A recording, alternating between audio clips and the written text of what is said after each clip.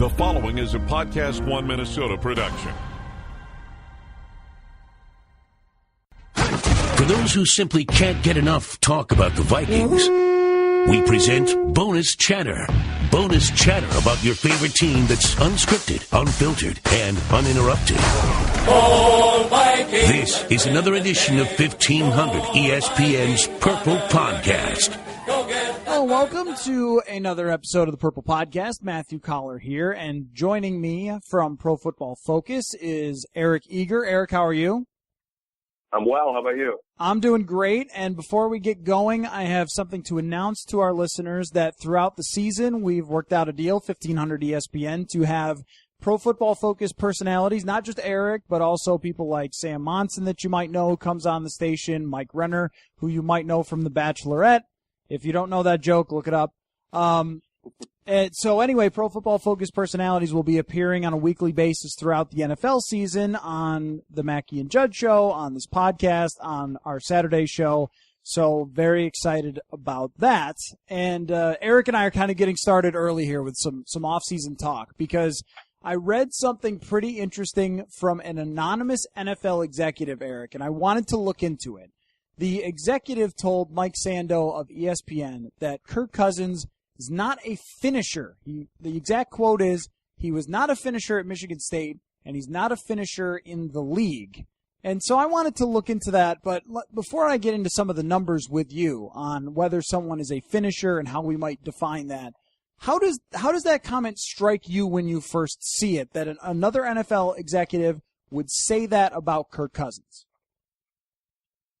You know, from my perspective, I think it's going out of your way to possibly make an error when you shouldn't have to, right? So I think there's enough reasons why Vikings fans should be skeptical of the Cousins signing that sort of making a narrative around a small sample size of events is probably not the way to go about it. And I think you kind of hurt yourself right away by saying Michigan State, because what the heck difference does Michigan State have to do with anything in 2018? I mean, I think of with Peyton Manning. When Peyton Manning was coming out, I must have been like 13 or something. But one of my hot takes as a youngster on Peyton Manning was, this guy throws interceptions in big games. He doesn't show up. Like, maybe I'd take Leaf, right? And then, you know, he wins a couple Super Bowls, and that some of that followed him, but usually he was playing Tom Brady, so that was the more of the issue than him being a choker or anything like that. What happens in college does not make much of a difference 10 years later, but I still thought it was interesting and worth looking into. So I tried to define being a finisher. What does that mean? Like, in what situations are we talking about? And you know what I did find, Eric, is that when it came to the fourth quarter being down by a score in those big situations, Cousins was closer to the bottom than he was the top, but nowhere near all the way at the bottom. I guess I would start there, though, and why that might be that Cousins has such great overall numbers with the 4,000 yards and things like that, but maybe not so much when it came to when his team was down in a big spot and he needed to bring them back.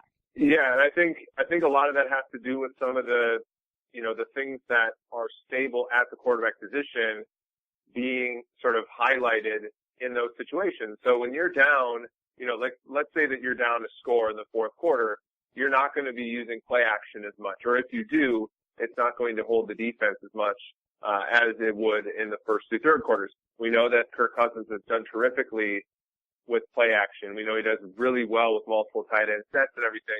When you're behind, that sort of gets eliminated. We know that Cousins hasn't necessarily been as strong at times in clean pocket, you know, throws, and that is more stable. So I think, you know, those are maybe some narratives that you can pull from that, but I think like just the one that says in close games or when he's behind, I don't necessarily know if that's really the subset that you want to look at when trying to determine why Cousins hasn't been necessarily a winning quarterback over the first 3 years as a starter.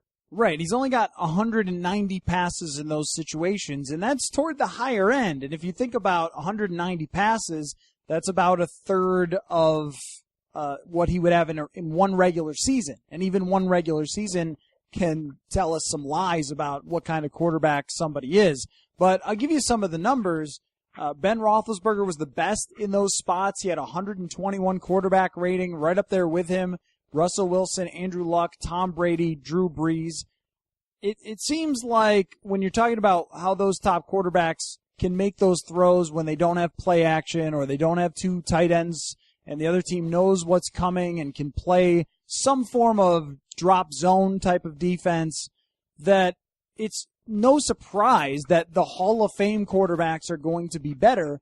But with someone like Cousins, if he were to have 2 or 3 of these go his way, his quarterback rating could jump from 82, which it was in those 190 throws, right up to 90 or something like that. He could jump a bunch of spots.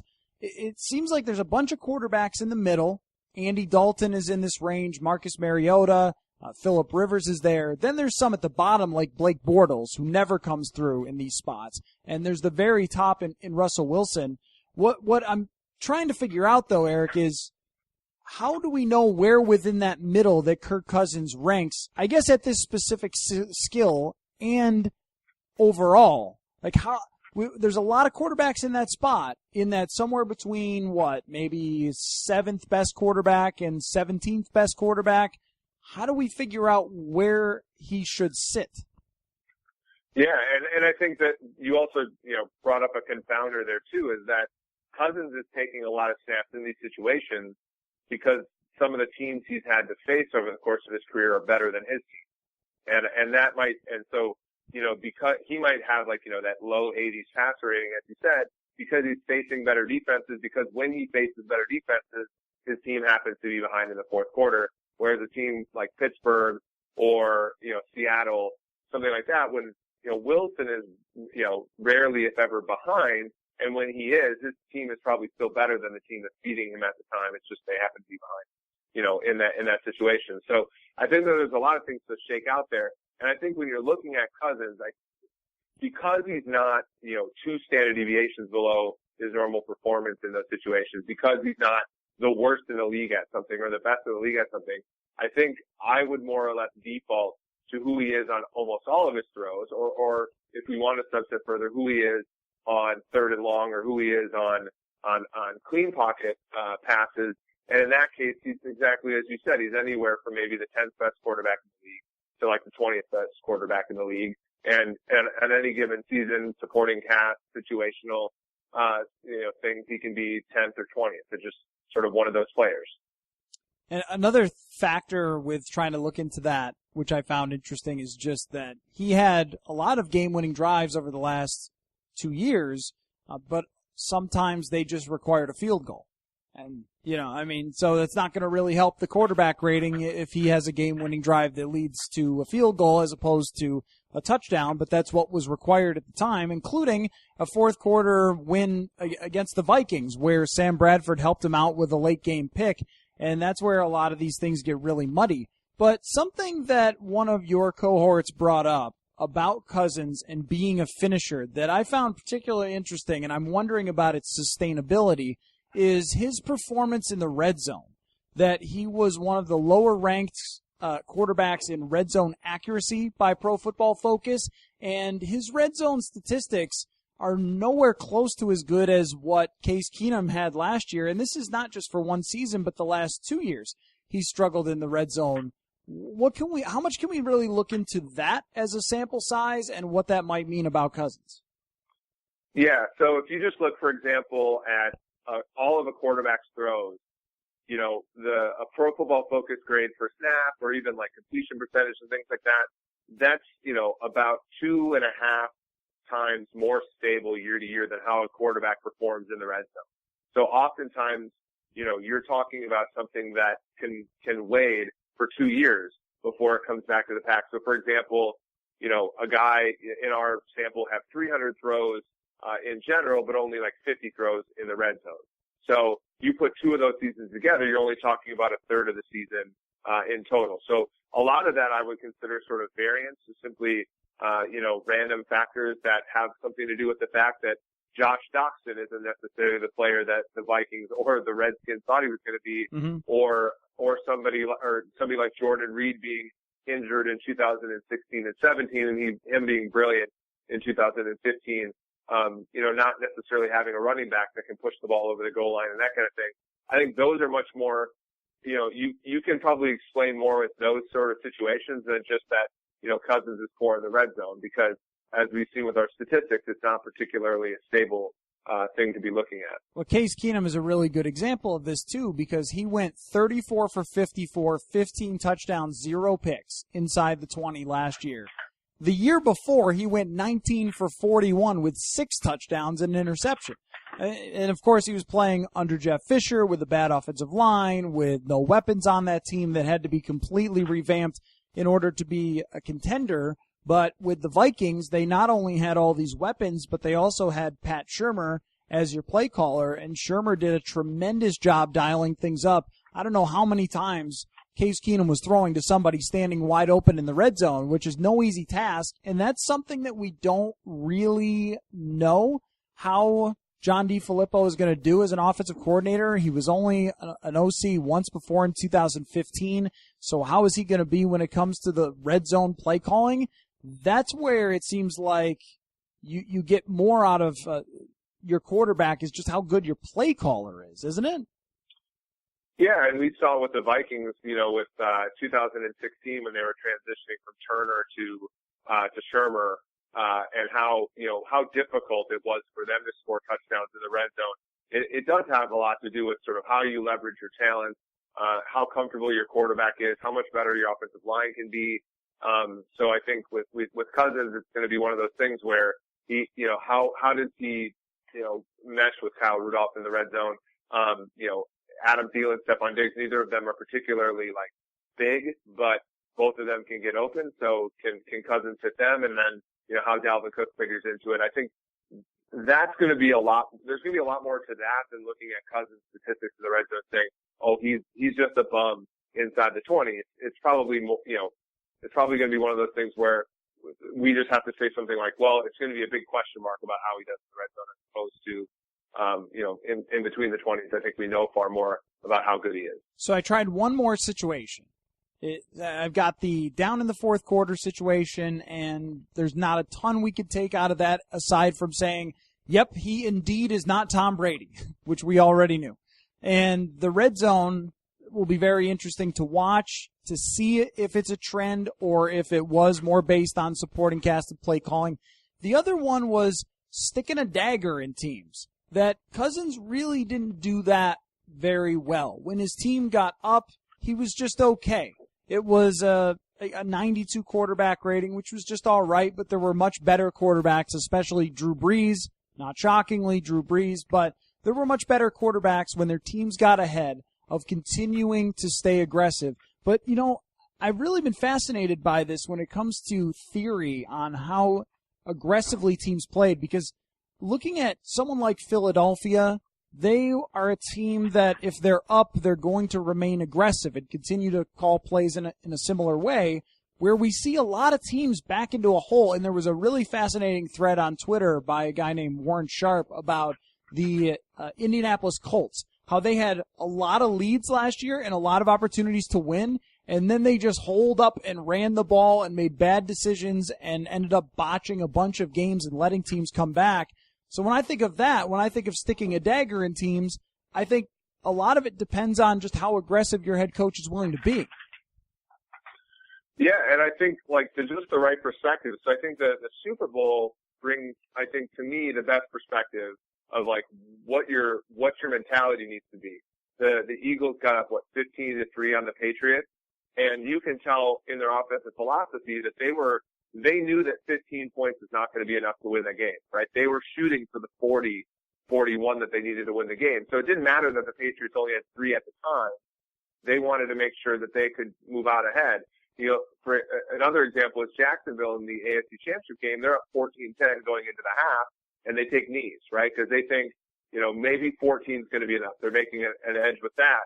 And I think that's kind of, you can certainly tell the teams that are well, we have 27 points now, and we're just going to pray that that's enough, and we're going to play that way, versus a team that's saying, well, it'd be really nice to get that 34th point on the board and extend the lead and actually win this game as opposed to keeping ourselves from losing it. And I think that has a little bit more to do, I think, with coach and how that coach instills his confidence in his quarterback and those kinds of things more so than it does in sort of a quarterback's grittiness or whatever we want to ascribe to him.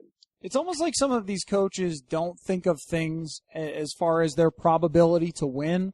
It's almost like whatever the situation is right there, that's what they try to manage it. Like, oh, we've got a 14-point lead, so let's not make any mistakes here. Let's just keep that 14-point lead, when they don't understand if you're playing Tom Brady. Now, the Eagles did, but a lot of teams wouldn't. If you're playing Tom Brady, 14 ain't going to do it. You really don't see that as much as you should, I think, when it comes to how teams manage things. And when it comes to punting or going for it on fourth down or throwing a pass to your quarterback, going for it at the goal line there with the Eagles, I wonder if they redefine how a lot of coaches approach game management because of the way that they treated that Super Bowl on the biggest stage. And we talk about it being a copycat league. You hear that all the time. Usually it refers to different concepts or wrinkles and things like that. But I wouldn't be surprised if we see a little more aggression. And I would say for the Vikings, they were one of the more aggressive teams last year when it came to going for it on fourth down. Yeah, and it has to do, I think, with a few things. So, as you said, like, when you don't understand necessarily like your prior distribution, so when you're the Jaguars and you're up 4, you don't realize that you went into that game as 7.5-point underdog. And what is more indicative of what's true? Probably what you went into the game as opposed to the first 30 minutes of a random game, right? So, like, when a team like the Jags is up 4, they should really be thinking, well, we're still 7-point underdog. Maybe now we're only like 3-point underdogs, but you're still an underdog. And I think that like the Eagles sort of understood that, and a team like Jacksonville didn't. There's always this thing, there's this like idea in psychology called loss aversion. When you think you have something in the bag, you're more likely to sort of like try to conserve it rather than going to get more things, right? So it was like Tiger Woods always putted better on par putts than he did on birdie putts because a bogey was like losing a stroke, whereas a birdie was getting a stroke he didn't already have. And I think that goes into a lot of it. And I think if you know that up front, you can sort of like correct yourself while it's happening. But I do think teams do act like they're trying not to lose something they already have when they, in reality, should try to go get something they don't have yet, if that makes sense. We see it all the time in basketball. Some team gets up by 12 points, and it's like, all right, slow it down. Let's run that 24 clock out. Maybe you don't see it as much as teams get more into analytics, but maybe it's just like the natural psychology of it where they always talk about, oh, it's a game of runs. And one of the reasons it's a game of runs is because the team that has one of those runs and gets ahead will start to dial it back a little bit. They won't shoot as many threes, or they won't pass the ball up the floor as quickly, or hustle up the floor as quickly because they're trying to conserve that lead. And I do wonder, and I'll be very interested to see if in this upcoming season they change the mentality on that. Let me just circle back to Kirk Cousins, because I think it's really interesting that when I look at the comments on my article, which are not insane, so like thumbs up to you people who commented on my article about this. One of the comments is, see, all this, the fact that he's not a finisher and executives think that, and that he doesn't have the greatest stats when he's down in the fourth quarter, which might mean something. That's all the reasons that you're going to regret it. You're going to regret paying Cousins, so forth. And then another guy comes in and says, excuse me, he had 3-year stats that are similar to Aaron Rodgers. And it's the extremes on Kirk Cousins. This executive in his quote is on the extreme side. The people who are trying so desperately to somehow compare him to Rodgers or Breeze, which is just pure insanity. Like, the truth in this case is very much in the middle, I think, with Kirk Cousins. Yeah, and I think, like, both of us, we've talked about this before on the show, like, I think both of us are a little skeptical of that he's going to be the next great franchise quarterback in the NFL, but that's a high bar, right? Like, to be a player in that stratosphere, you're, top 10 and you're consistently there. That's, we're not, somebody who's being made available is likely not that player. And at the same time, like, we're not going to backtrack and say, he's a bottom third quarterback in the league. And I think that's just kind of where you have to be. So, I don't know. I take some of these negative things that are being said about him, with probably as big of a grain of salt as I take some of, as these things that are comparing him to Aaron Rodgers and things like that in what was a totally different NFL. The one that is the craziest that I've heard is, hey, if you look at Drew Brees' first 3 years, and Drew Brees was like 4 years younger, the NFL was much different. These are really easy things to brush aside. But now how he fits into this offense, that's the last thing I have for you on Kirk Cousins in general. Just as with a new offensive coordinator, what do you think the best thing the Vikings could do for Kirk Cousins would be to maximize his skills based on, the numbers that you've looked at and just having seen him play? I think with Cousins, what you really want to do is you want to put him in a position where, the passes that he's throwing in stable situations are leveraging the Vikings' best playmakers, which are Stephon Diggs and Adam Thielen. And what you also want to do is you also want to take the talent along their offense, like Dalvin Cook and things like that, and put him in positions where a lot of the outcome is dictated by scheme. So play action pass, he did terrific there with Washington with Sean McVay. Those passes I'm going to give to the offensive coordinator more than I'm going to give to Cousins. So I think in situations where, Cousins is the main fulcrum, put less pressure on him and make it Diggs and Thielen, and then give him a lot of situations like they did in Washington with McVay, put multiple tight ends on the field, put multiple backs on the field, but throw out of it, right? And that's where I think the Vikings probably hope that they can develop an athletic tight end, and Dalvin Cook can be that pass receiving back that we sort of saw, because Cousins very much leveraged those kinds of talents in Washington to his benefit. Chris Thompson went from being, sort of a no-name to a player that was extremely valuable, until he got hurt a season ago. And I think Dalvin Cook, can be that kind of player and more, for Minnesota. And it's, I think kind of putting those two sorts of things into perspective for Cousins will really help him. Okay, so there's part two to our conversation here, because I needed your statistical perspective on this comment from the anonymous executive, which is to always be taken with a grain of salt, but yet it's June 11th, so we might as well look into it. I'm also working on a piece, hopefully people could check it out, about Adam Thielen and which receivers he compares well to, because on the NFL countdown of the top 100, the first two comparisons were Jordy Nelson and Julian Edelman. White guys. Who aren't that similar. Do you have a name? Ed McCaffrey. Ed McCaffrey, yeah. Wayne Corbett. Just like Wayne Corbett. Do you have a guy who do you think is the most comparable receiver to Adam Thielen? I think that players like Michael Thomas, guys that can kind of play inside, outside and be sort of equally effective. Now Thomas is probably one of the best players in the league from the slot, but Thielen kind of having those complementary things. Bigger, but not necessarily the most I don't know. Thielen uses his body really well as well, but I think a player like that, Michael Thomas, now they're similar in age, but so it's kind of a difficult comp, but I like that kind of comparison there where, you have a player that can play and make damage from many different places on the field, whereas, somebody like Julian Edelman is probably more of a slot player, right? It's far better punt returner than Thielen, but, probably only in a comparison because of race, for example. Yeah, and I like a lot of the things that Jordy Nelson does in comparison, or at least Nelson from 5 years ago, because he's fast and he uses his body exceptionally well. The only thing is, I think Nelson is much bigger. Maybe only an inch or two on Adam Thielen, but as far as his weight and strength is probably more of an asset for him than it is for Thielen, and how he gets open, with Thielen being more on the detailed route running side. It's just that it was too obvious, right?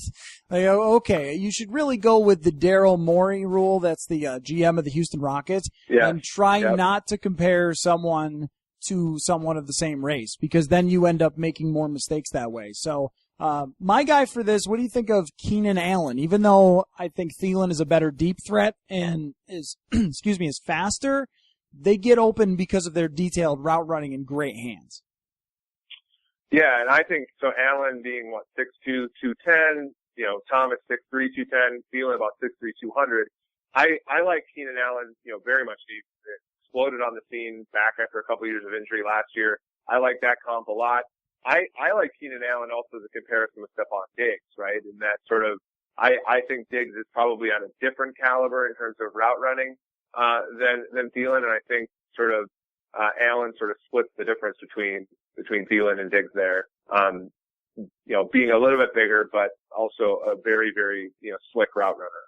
I also think that Diggs is a good comparison for Thielen because they both can they can both be used in any different way.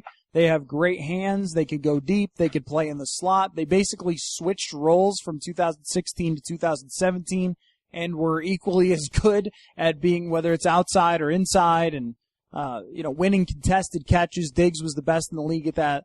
So I think those are better comparisons than, if you had said Jordy Nelson 5 years ago, I could get into it, but now there's no way he runs a 4.51 anymore, and he's basically going to be limited. He'll almost have to be like that Anquan Bolden playing for the Lions, sort of just box people out using his big body. But anyway, sorry, go ahead. That's something that's characteristic of the NFL now, right? Back in the day, the only big slot receiver was Chris Carter, at 6'3", 210 or whatever. Now it seems like all of these bigger receivers, the Thomases, the Larry Fitzgerald in the middle of his career, the Diggs or Thielen, a lot of these bigger players, Nelson even, in 2016 with Green Bay, a lot of these bigger receivers are going into the slot knowing that defenses have yet to adjust, and put one of their better corners inside. They're seeing a huge edge offensively by doing that. So it's a cool thing. And I think from the perspective of the Vikings offense, when you're looking at who's going to be the number 3, it's really beneficial where your top 2 guys can play inside or outside because then it allows them to freely make a decision between Kendall Wright and Laquan Treadwell. Well, and that's where I'm interested to see where Kendall Wright actually fits in here, because if he's only a slot receiver, then I don't think it's maximizing Stephon Diggs and Adam Thielen's opportunities if you're sticking one guy there. At the same time, when you look at the Philadelphia offense, they use 3-by-1 sets all the time, 3 receivers on one side, where you basically have 2 slot guys in that situation, and they would put the tight end on the other side, and that just causes all sorts of problems for the defense. So maybe Wright ends up being as more of a chess piece type guy that doesn't end up with a high number of receptions, but can offer you some skill, like that specific skill of getting open short and over the middle. And then we'll see where Laquan Treadwell fits in, if Laquan Treadwell fits in at all. But so there's a part 3. That was part 2. The part 3 is I've started, you kind of pushed me onto this, and I started doing it more often since we talked about it, which was going back and watching old games on YouTube, because there are so many old games on YouTube. And so I want to do this every so often, just a little bit of a blast from the Minnesota Vikings past of games that we forgot that were great and you and I ran across on YouTube. So the date is November 23rd, 1995. Minnesota Vikings, Detroit Lions, Thanksgiving in a 44-38 win for the Lions. And you and I have been watching this back. What's the first thing that stuck out to you when you went back and why you wanted to show me this game, other than just how kind of crazy it was being 44-38? Because I've been watching it and it's amazing. Right. So this is one of the great treasures that football gives you. You can go back in time and be like, oh my goodness, Scott Mitchell used to throw for 400 yards against Tony Dungy's defense and still not be any good. That to me was the thing that stood out. The Lions in this game had a 100-yard rusher and 3 100-yard receivers against the Vikings defense that was coordinated by Tony Dungy. And that just started it. But I thought that was the funniest thing. And the quarterback being, of course, of Biggest Loser fame, Scott Mitchell. So I'm going to link this in the description of this podcast so people can watch it because it's amazing. I'm just going to give you some of my notes. First of all, on Scott Mitchell, this man has the worst body language I have ever seen. I remember this game. I was old enough to have watched it and old enough to have watched the Scott Mitchell era. But as a youngster, I don't think I realized that Mitchell comes across as the biggest tool in the entire world when he plays. He gets bumped down by Jack Del Rio and acts like he got shot. He at one point is limping around so much that they show Dan Majowski on the sideline. You're like, how could you possibly have gotten hurt there? Every bad throw, he goes up to the wide receiver after that, and not to apologize, it doesn't look like. He just has this terrible body language, and he's making horrible throws all day. He's inaccurate. He's got a brutal pick. There's another bad interception that's called back, and the guy ends up with 410 yards and 4 touchdowns. It's hilarious. I mean, the Vikings defense was like, and that season was especially like special, I thought, for the Vikings defense because they would have like, they would just get dragged up and down the field. They played, 4-3 defense against a 3 wide receiver based offense every down but third down. They would get like, Brett Perriman caught 12 of 18 targets for 100. This is 1995, not 2015, and like 2 touchdowns. And the Vikings are trying to cover him with Broderick Thomas and Jack Del Rio in the slot. And then like every once in a while, Orlando Thomas could get 1 pick because he had 9 that year somehow by just like playing center field and watch, 1995 quarterbacks would like play brilliantly for like 3 passes and then they just airmail one to the free safety. So I just thought, and then like we talked about like the fumble. So the Vikings had two special teams touchdowns in this game, a punt return by David Palmer and then a fumble recovery on the ensuing kickoff. But like guys fumbled more back then. I mean, the game is totally different and it's so hilarious to watch these things back. The jackets that Wayne Fonts and Denny Green are wearing, the classic starter jacket with the pocket in the front. And the game is indoors. So like maybe they're being forced to wear these jackets on Thanksgiving Day. You have John Madden breaking down the turkey. So he's drawing on the turkey about the best spots that he wants to eat of said turkey, which everyone who watches Thanksgiving games now of this younger generation is missing out on John Madden analysis of the turkey. Also, Barry Sanders starts this game 8 runs, minus 8 yards, and then finishes the game with 138 yards on 24 carries. He had a 53-yarder that, as you told me, I haven't quite got there yet, but he fumbles it out of the back of the end zone, so it's not a touchdown. And then he has a 50-yard touchdown run in this game. So it's like the most classic Barry Sanders of being horrible for the entire game and then ending up with 2 50-yard runs and a great day and a great average. The other thing is, how did this Lions team not do more? Like, they must have been really poorly coached because these wide receivers, Perriman, Moore, and Morton, including the fact that, like you said, the defense was playing an extra linebacker, so they're just getting shredded all the time by these great receivers. I can't believe that they weren't better during this era.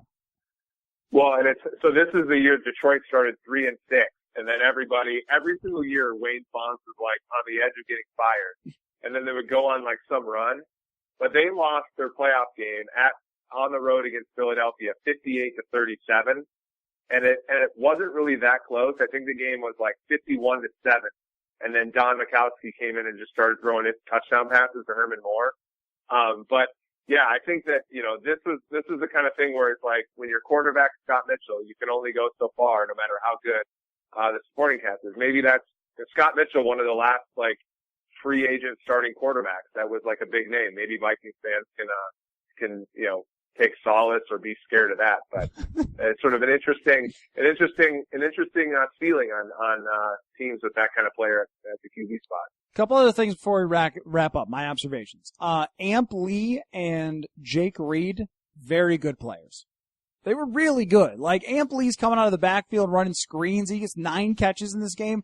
That's a guy that is sort of forgotten about, who was really good in that third down role. And you think if he played today, he would be a pretty valuable player. Yeah, I mean, he had like 71 catches that year, I think. And I think if there are guys like him, Ronnie Harmon was like a Bill and a Chargers player, I think would be good. Poor man Thurman Thomas's, right? Like those guys would rake in today's NFL. And back then they were sort of underappreciated.